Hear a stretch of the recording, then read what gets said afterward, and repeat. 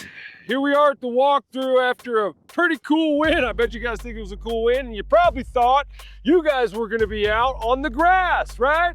Enjoying the nice manicured green grass in the facility, but guess what? We're out here on a fucking mushroom farm, and the cow patties are around here to drive home the point that, yeah, it was a win, but it was ugly as hell, and you shouldn't be smiling about a goddamn thing because you almost lost that game. But isn't a win a win, coach? No, it's not a win. A win is not a win. So we're out here to drive home the point that although you might have won the game, you didn't execute the plan. And when you don't execute the plan, that reflects poorly on a lot of people around here. Maybe not you, but some other folks who have a lot at stake here. So we got some stuff we want to clean up today. All right, coach. Okay? And I hope you enjoyed your little win. I hope it was fun. Yeah. Having people cheer and stuff. I had a great night. Improbable comeback, right? Yeah, I had a great night, celebrated. Did you have? What'd you do, coach? Did you celebrate? I went straight home. Why? I had to watch that film. And now we got to go over some stuff.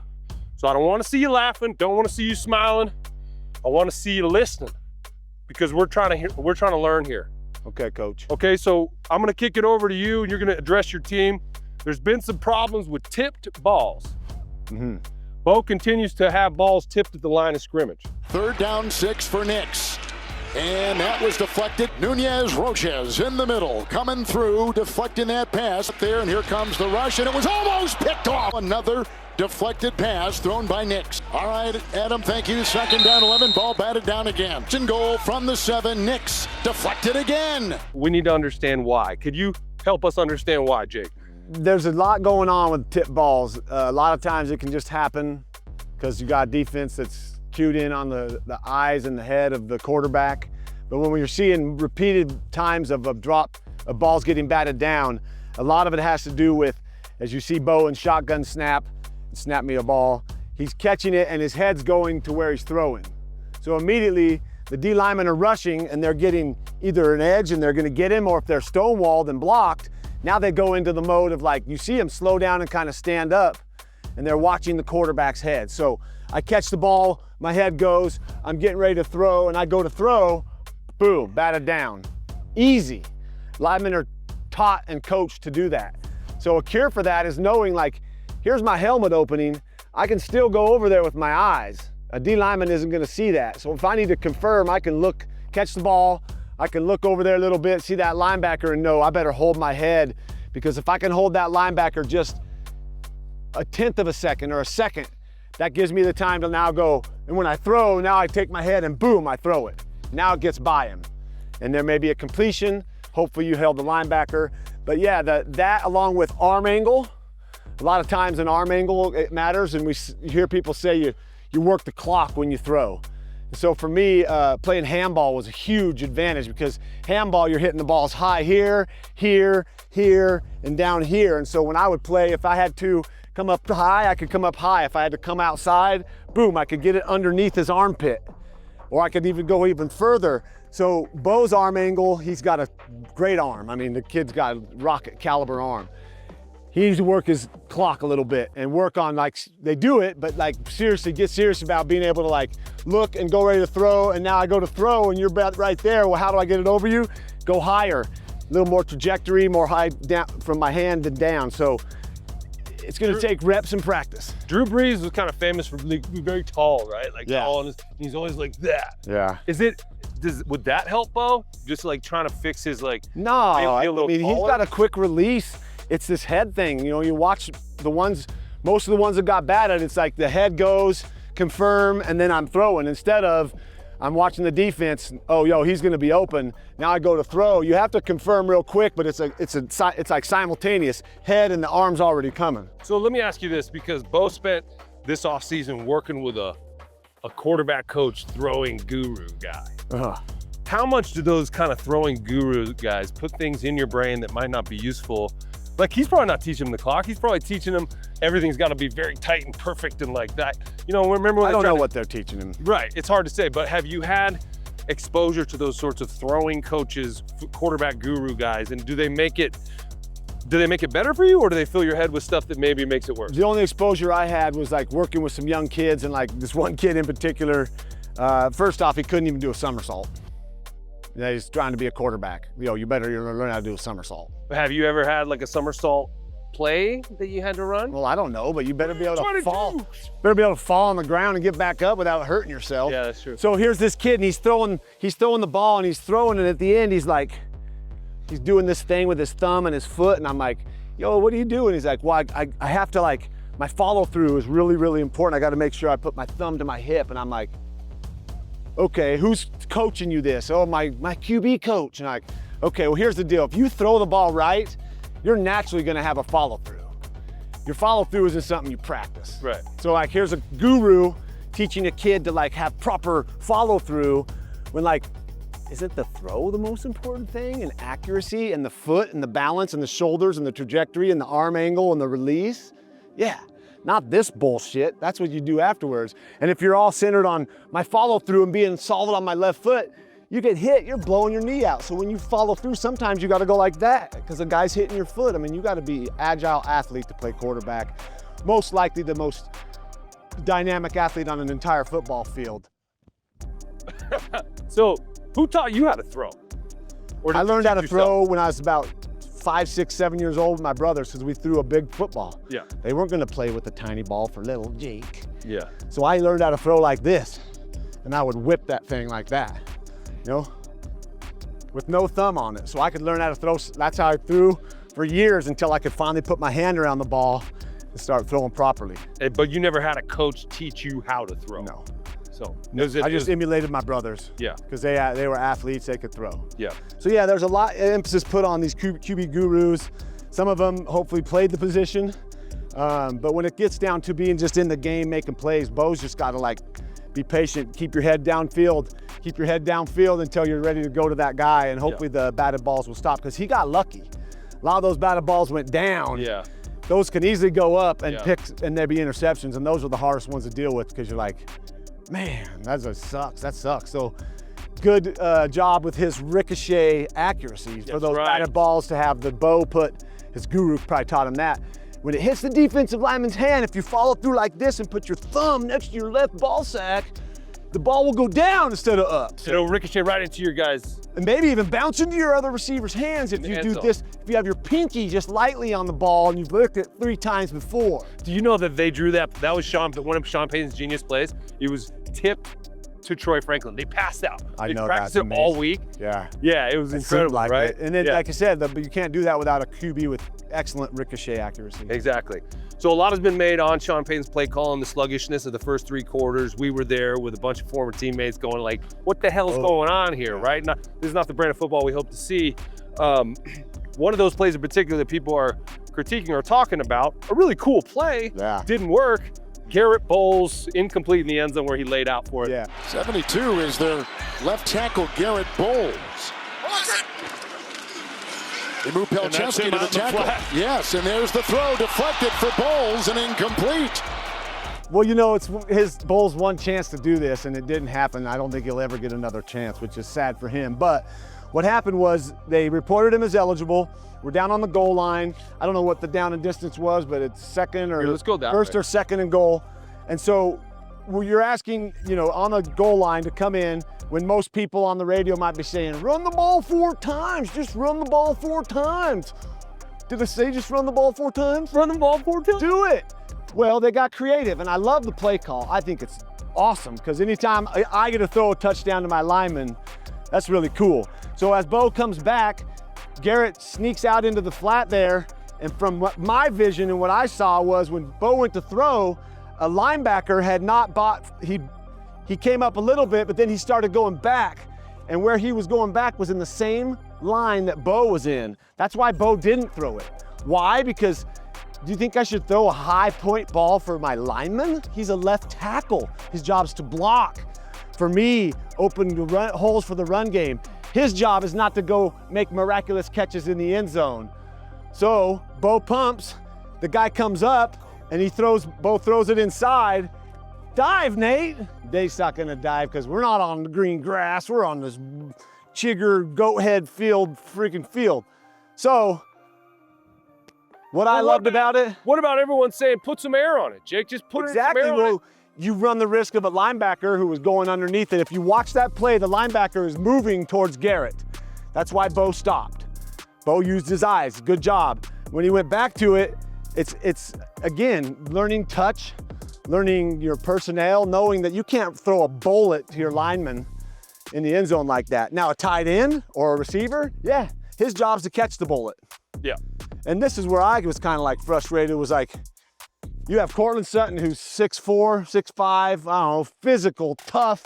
We saw late in the game, which we're about to talk about. I'm going like, throw the fade, coach. Just throw a ball up in the air and let Cortland go get it. Let's throw 4 fade routes is what I think. 4 fade routes, not 4 runs, but runs could have done it too. Anyway, Bulls effort. Yeah. I loved it. I was laughing my ass off in the stands, just cracking up because here goes this lineman and he went vertical for it, and I love the effort. So the difficult thing though is once you show that, you can't really run that again with Garrett Bowles. No, it's over. It's That's like why you had your chance. Yeah. And now it's not. I'm sad for Bowles, but I'm glad he had the effort. But you know, if I'm Cortland Sutton, I might come off the sideline and just be like, call the goddamn fade. Hey, what? What'd you say? Yeah, because that's where a player, knowing, yes, the coach is the coach, but we're the players making plays. And if you have trust and belief in yourself, you come over to the coach and you don't make a scene. You just say, Coach, throw the goddamn ball to me, 4 fades. And you tell him, and then coaches like to hear that confidence from a player. Yeah. And hopefully they do it. I mean, that was one of my favorite things. We'd have a play called and I'd look out and see Rod Smith one-on-one at 2-yard line. I'd just point to the ground and immediately run whatever it was. He's gonna run a fade, I'm gonna catch it, take a step, throw it up, let him go do his thing, which is what he's paid to do. Right. Because he's not a left tackle trying to catch touchdown passes. So an instance towards the end of the game where a nice play call married up with a really nice individual play by the player and then set up the winning field goal. Now we gotta give Sean Payton props for managing that 4th quarter. The timeouts that he was using, the way he did that, it was brilliant. Sean Payton is a brilliant coach. Not everything has to be perfect, but he could, I mean, everything is under his control and it's a really good team. And so we should give Sean Payton credit for that. And sometimes he draws up the right play at the right time and that was it. They put in that play on Saturday morning. Yeah. That was the first live rep they had ever taken. Bo talked about it. Cortland Sutton came in motion. He was in the slot. He ran like a fade from the slot and the outside guy took 2 with a post. But Bo did what he hadn't been doing, is kind of underthrow it a little bit, give your guy a chance to make the catch. He made the catch inbounds. Offense has to run the line and spike it. That was tough. If he could have got out of bounds, it saves a lot of stress. But talk a little bit about that game. I don't know if you guys saw, Bo and Peyton went over on the sideline and they were like, he was like, and he do a 0-0 and he threw it here and he said, and Bo said, because that was drawn up in the dirt, man, the day before, and you gotta love that. That's called recess ball, playground ball. But you trust your players, and Bo trusted Cortland, and he loved his press conference afterwards, said, Cortland's a man. He's the man. A man. Yeah. A man or the man? I think it was the man. The man. But he's a man. But he is a powerful man. Throw the man the ball and see what happens. He had a great game. In fact, this could be that moment that Cortland goes, okay.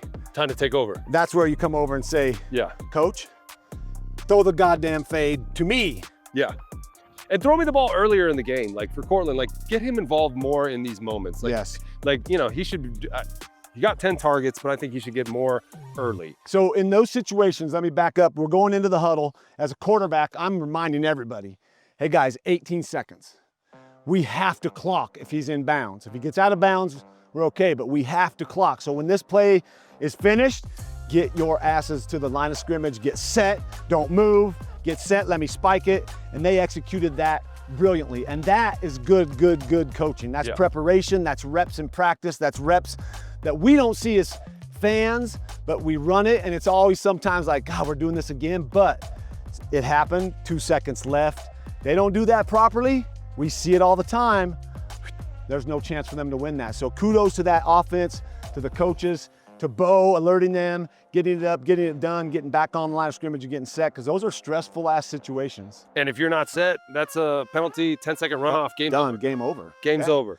And the Broncos were able to fight through 3 scoreless quarters, put up 33 points, have that penalty on fourth down on Riley Moss and all that stuff go wrong. Sean Payton runs on the field to scold the refs, gets flagged for that. Yeah. All these things, it was a crazy game. Yeah. So what are you telling me, Jake, that after all that poor execution and 3 bad quarters, It's okay for me to smile.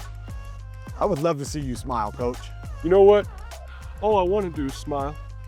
It starts right here and right here. There we go. Because you know what? Like this? You know what? If you believe in magic, you didn't, you better now, because that was a magical win. And there was so much going on in that stadium. We talked about Alumni Weekend, DT in the Ring of Fame, Super Bowl 50 team. Wow, that was magic.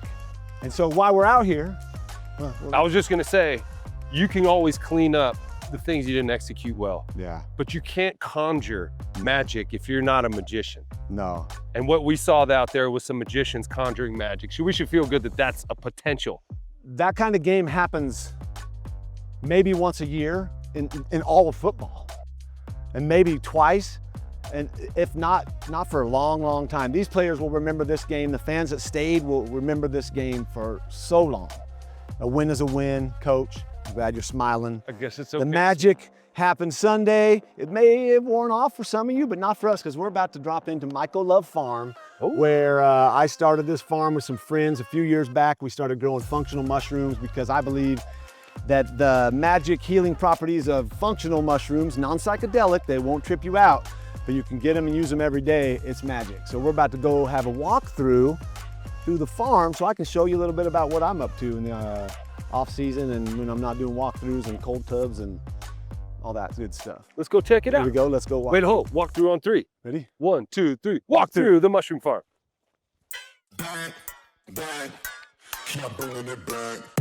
Well, we did witness some magic at Empower Field on Sunday. An incredible performance by the Broncos. That's a magic moment that's hard to muster. It's not about X's and O's. It's not about execution. It's about belief. It's about something bigger than ourselves coming together as a team. Jake, you've been a part of your share of magic moments on the field and now off the field with some functional mushrooms. You started Mycolove and this farm 4 years ago. Yeah, 4 years ago. This month, not your traditional off the field path for a former starting NFL quarterback. It's been non-traditional. Tell me how you got to this place. Yeah, well, it started really, I mean, I have to thank you to some degree for introducing me to Charlotte's Web and trying hemp oil, a natural way to help our bodies heal, to feel better, to approach being active again. From there, I met Dale Jolly, who worked for Charlotte's Web, and then Dale introduced me to the owner of this farm and said, hey, there's gonna be a mushroom farm. You've been saying you want to grow mushrooms. And so 4 years ago, I dove in with some friends, and 4 years later, we're still growing mushrooms, and then I have started an extraction lab in Longmont. So me, I'm just like the conduit, kind of like the quarterback back here doing things, and then I give the right people around me, and now we got an efficient system working where I found the right mycologist. We call him the chief wizard officer, the CWO. You know, Shane Schoolman, who really came in and changed things. Michael Heim, who's a forager, mycologist himself. None of us are professional mycologists. We're just practicing mycologists because it interests us. So, And mycology is the study of mushrooms. yes, myco, Greek for mushrooms. So mycology is the study of mushrooms. And A lot of people think these mushrooms are gonna get you high. They're psychedelic. They look at your shirt. They're like, oh, are we gonna be tripping out? Yeah. And the answer is no. This is food. yes, it's called mycophobia is what you're referencing. Mycophobia is something that started a ways back and turned people kind of go, ooh, mushrooms. Because listen, there's some mushrooms that can heal you. There's some mushrooms that can kill you. And there's some mushrooms that can take you on a spiritual journey. So you have to be careful. This isn't Don't just, want the ones that are gonna kill us. no, this isn't go out in the Probably- field and pick a mushroom, let's eat it. You know, it's They're like, probably not gonna do the ones that have us on a spiritual journey today. We're gonna look at some that can heal you. yes, these are basically a food group. Some of them you can cook and eat. Others you have to extract the compounds and nutrients and all the things that are inside of them to make them in a palatable way for us to ingest them and then for them to be bioavailable. So that's where these guys come in. One thing, the fun thing, and that's where I come out here. Then trying to come out once a week is like the whole process. So what we're gonna do now is I am the coach, and you're now not even a player, you're a pupil. And you're gonna learn a little bit today about what goes on at Mycolove Farm and why I love this so much. So let's go have a walkthrough through the farm. You ready? Let's do it. Let's go. All right, so we're in here. This is set up in a circular way. So if you think about the lifespan of a mushroom, when they grow in the wild, they drop their spores. The spores hit the ground. There's inoculation there, there's nutrients there, they grow, they get the right amount of oxygen and light, and at the right time they fruit. And then when they fruit, they either get eaten or they drop more spores and die off. So it's a circular, cycle, just like nature. As the best form of, like, you think about nature, it's circular. You're on the flycatcher there. Oh, that's what that is? Yeah. So what would normally happen is we got substrate. A substrate is basically, for most mushrooms, it's a food source. It's like a house that they can live in and also eat. So what, I'm seeing a bunch of bags. It looks like bags of Cheetos. I assume it's not Cheetos? Yeah, space Cheetos is what we call these. These are Cordyceps mushrooms. Oh, Cordyceps. Yes, a mushroom that's gaining a lot of popularity with athletes. Why?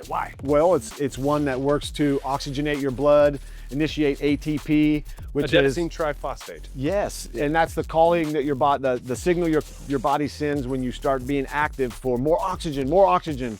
It helps that process become seamless and easy. So you're oxygenating your blood, you're working your cardiovascular system. These cordyceps help fight fatigue. They give you a natural energy boost and help with focus and clarity. So that's just a little bit of what they can do, but we're finding out more and more each day of what they can do, which we can dive into that some other time. But for now, these are the end product. This is the end product after it went through the whole building. Why wouldn't the Denver Broncos guys be taking these on a regular basis? Well, I think a lot of them probably are on their own. But the problem there is that not all of these are created equal. Not all extracts are the same potency. As you know, with who we've worked with, we got approached by the best. So when I started and created Mycolove and brought the people in for this, I wanted to make sure that we were going to have like the top-notch product. So these Cordyceps mushrooms, I think, would be huge for the players because it helps push VO2 max. And if you don't know what VO2 max is, it's like the ability for your body to use all of the oxygen, but also to garner more. And so this helps people push their wind walls further, which means you don't get tired as soon. We got a lot of hikers, a lot of athletes that are cyclists try these and they're like, wow, man, I used to get kind of winded and tired going up Flagstaff Mountain in Boulder. I didn't after I took these. And so the proof is in the pudding.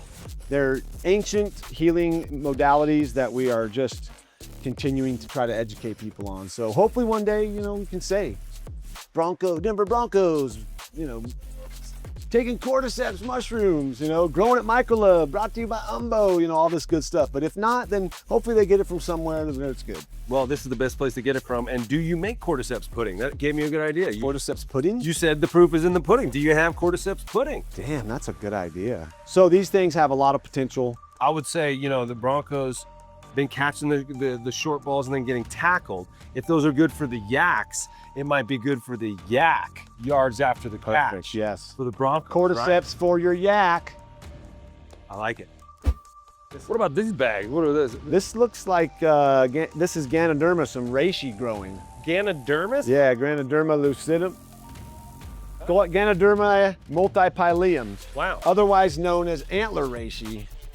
And these things are beautiful. I mean, reishi is also an extremely powerful mushroom, known as the mushroom of immortality, a link from heaven to earth. It's great for your nervous system. It's been being studied right now alongside lion's mane for sleep studies and working with kids with mood disorders to try to regulate the imbalances going on between your body, your brain, and all your nervous system to try to mellow all that out. And it's really some great feedback so far and findings. But reishi, one of my favorites. You can't eat this. This isn't a gourmet. Okay. Cordyceps, not many people know. They're really good with eggs, as I learned from Juliet here, one of our friends of Mycolove. And here's Shane, one of the chief, here's the CWO. That's the chief wizard right there.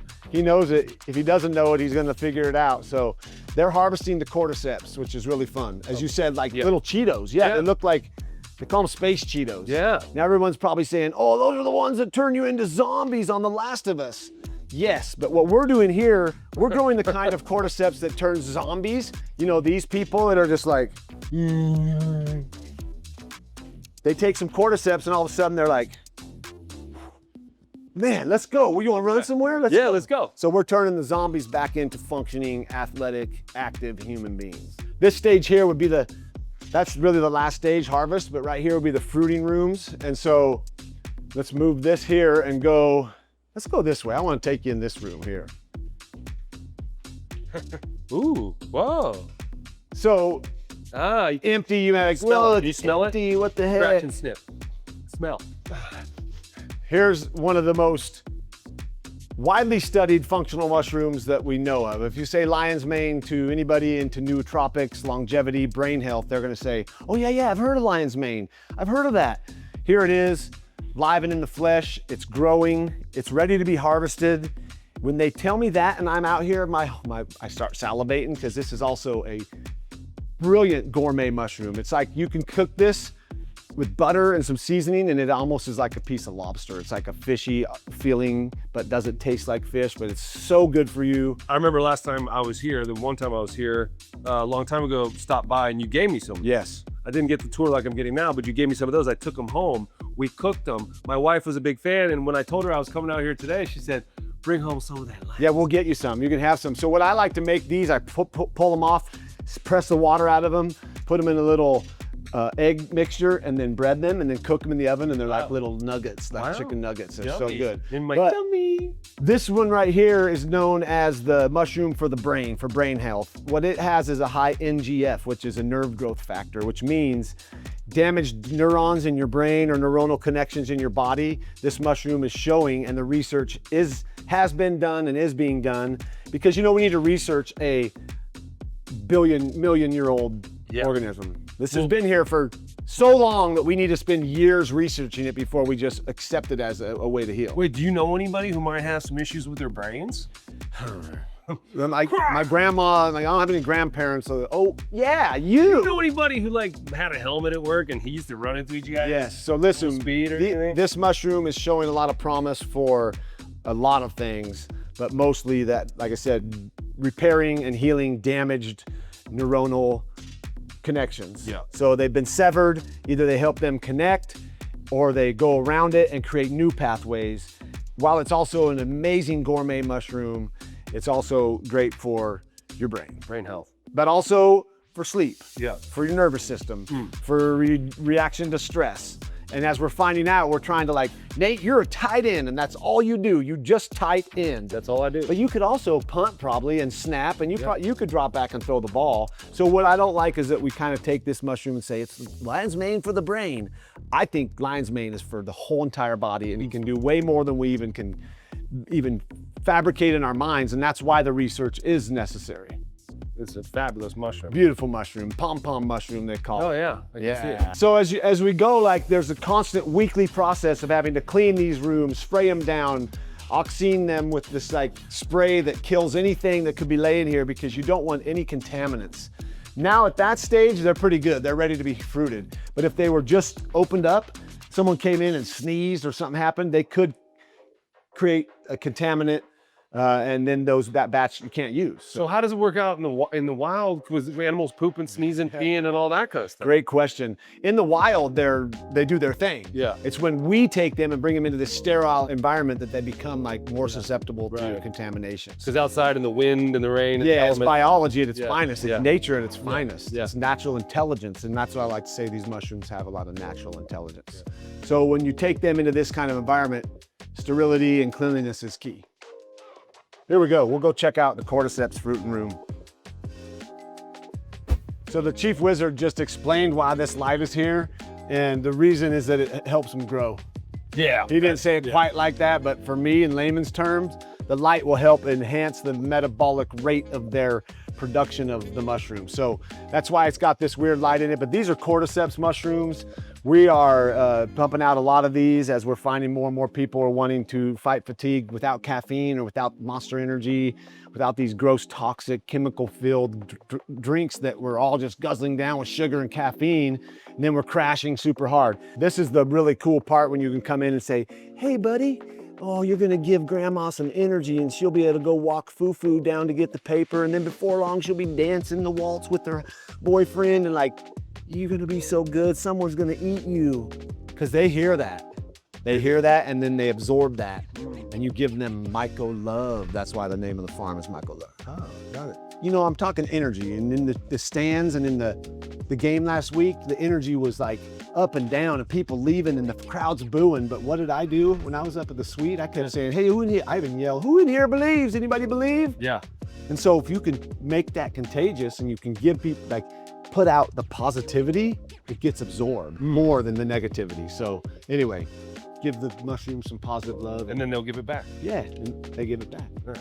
We mentioned where you'd come in and you'd sterilize everything. We cook them in these big barrels that are just like a brewery has for sterilizing anything. We put our bags in there for 24 hours at 200 degrees. It sterilizes everything. Then we clean everything. We bring them into the lab. Inside this door is where all the magic's happening right here. This is where we're inoculating the substrate with liquid culture. So liquid culture is this liquid that is like, again, a food source for the mushroom.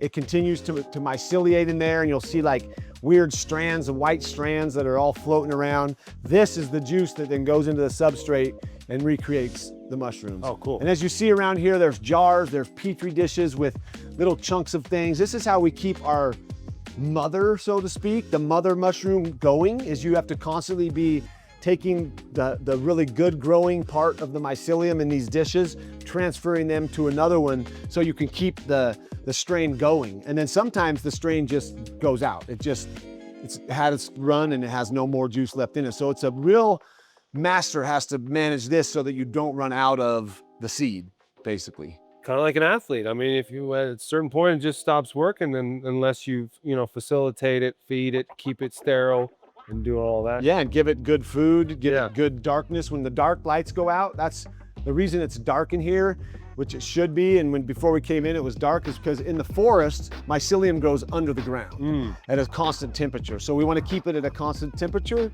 We want to have it be dark. And that's what happens in these bags then. You see the mycelium going. This is the myceliated bag of spawn right here. This is oyster spawn. This was just a bag of grain, and then the mycelium, the spores went in, and then the liquid culture, and then just started eating that. So this white stuff is what you see when you lift up a log in the forest. Mycelium. Mycelium encapsulates the entire globe. It's under everything. It communicates from me to you. I call you on my cell phone, but if I was a tree and you were a tree and I wanted to say what's up, through the mycelium, we could say what's up. I could send you a little extra energy and love because I think you need it. Yeah, I appreciate it. I just got it. Thank you. Thank you, man. I appreciate it. Power. Hey, I got the question to ask you though. You know so much about this. I mean, where did you learn all of this stuff? You didn't go to school for it. You didn't know it when we played football together. How did you learn all this? Yeah, I just started reading, watching stuff on TV, and then coming out here, or YouTube, and then coming out here and like doing it. Learning. I really doing.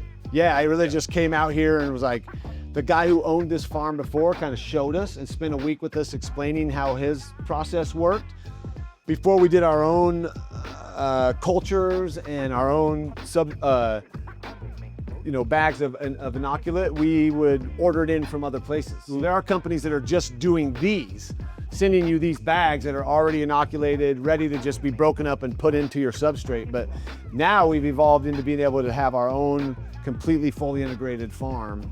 And I don't know everything about it. No one really does, because this is ancient stuff. I mean, there's the Iceman they found buried in the ice with a little pouch from 3300 BCE, had 2 polypore mushrooms in his pouch that he was carrying with him. And one was a polypore used for antiseptic or to help stop bleeding. And then the other one was one that was highly good, really good for your immune system. Wow. So they knew. This isn't anything new. And that's the beauty of this is, I know a lot, but I don't know anything. Yeah. And all I'm doing is trying to be a conduit to share this with people as people are searching for natural ways to get a little boost. And it doesn't take much, just a little bit feeling better can get you up and out. Well, it's almost like, this this modern world of processed food and internet and street lights and corners and restaurants and stores and grocery stores. We're having to relearn what people have known for tens of thousands of years, but we've lost that knowledge in the modern world. Whereas that caveman or whoever it was in his pouch, he knew what we're trying to learn now. Yeah, I think it was Otzi was his name. What was his name? Otzi the Iceman. How'd you know? Did he have his ID on him?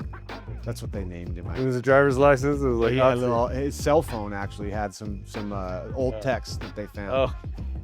Oh. Yeah, this is ancient knowledge. We're not fine. This isn't like, hey guys, I just discovered lion's mane. No, this is ancient knowledge. We're just trying to grow it with a lot of intention, a lot of love. The reason we're doing this, This farm is small. We're not breaking in dough doing this. This is to keep continuing to experiment to where we can get this thing down and supply a high quality, potent, whatever it is, liquid extract, powdered extract to people so they can actually experience mushrooms and give them shots, see if it'll help them feel better. Well, I've been taking the stuff you gave me and I feel better, and it's delicious also, the tincture, but the Myco Rise and the stuff at night, and it's been really helpful for me, sleeping well, having energy, clarity in the morning. So, yeah, or do we have? Yeah, so we're gonna peek into the lab just real quick because we don't want to contaminate what they're doing. But this has been some of the most fun stuff I've ever done, like harvesting and whistling and playing the jaw harp for the mushrooms. That's just me. But when I get a lab coat on and I'm sterilized and I'm like helping inoculate grains with this magical juice that all of a sudden turns into those blocks of cordyceps, it's just wow. How did I end up here? Thank you, Nate, for all your introductions to what happened, but like really a path not unlike any other quarterback. Yeah, I don't know anybody else in there, but this has been fun for me. And so when we peek in here, we'll make it quick. These guys are, hey guys, there they are. So this has got a laminar flow hood. Everything's being sucked out with positive, negative pressure. So there's no way anything can come in. Everything's being pushed out and everything, like I said, one little contaminant in there and it's ruined. So they're inoculating cordyceps mushrooms, and it's an arduous job. It takes some time and steady, work. Yeah, so that concludes really the base. Besides seeing the barrels, we've seen all of what's contained here in Mycolove. So we saw some cordyceps, we saw some reishi, we saw some lion's mane. Yep. We've seen some culture liquid. What is it called? Liquid culture? Yes, liquid culture. We've seen some substrate. What else have we seen? We see the inoculation room, and really just the big picture, Mycolove Farms, something that's close to your heart and that you're very passionate about. Yeah, and you don't know what opportunities will come knocking. The fact that I met you, we played together. We met Ryan Kingsbury. He got us in a little more into with natural medicine. Yeah. And then I met Dale Jolly through that, and he gave me some mushroom tinctures. I felt their benefits, and here I am with a mushroom farm, an extraction lab, and a company, Umbo, trying to continue to just expose people to this. It's your choice if you want it. You don't have to try it, but it's your choice. So having the ability to do this has been a lot of fun because I'm not just walking around talking about it, I'm actually living in it, and it's really rewarding. Well, you've been on this righteous path your whole life. You were on this righteous path as a player, as a leader in the football community, not your average NFL quarterback. You did it your way. You led from the heart, and that's what you continue to do here, man. Thanks. So, hey, let's break it down. Mycolove on 3? Yes. 1, 2, 3. Mycolove!